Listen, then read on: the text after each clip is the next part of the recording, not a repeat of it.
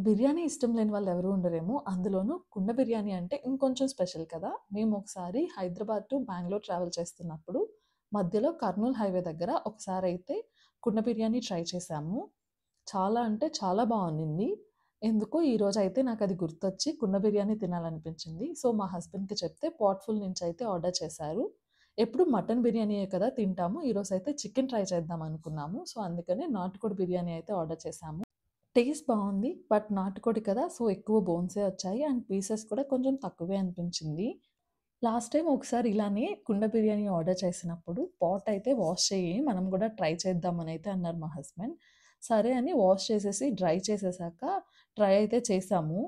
ఏం మిస్టేక్ చేశామో తెలీదు గానీ, ఒక 5 మినిట్స్‌కే కుండ అంచయితే పగిలిపోయింది. సో, వెంటనే స్టవ్ ఆఫ్ చేసేసాము. ఆ తర్వాత నేను అంబలి కోసం బయటకున్న పాట్ అయితే యూజ్ చేయడానికైతే భయపడ్డాను ఫస్ట్. బట్ దానికైతే ఏం కాలేదు. సో, ఇలా నాకైతే ఒక ఎక్స్‌పీరియన్స్ అయితే ఉండిపోయింది. మీలో ఎంతమందికి కుండ బిర్యానీ అంటే ఇష్టమో కామెంట్ చేసేయండి.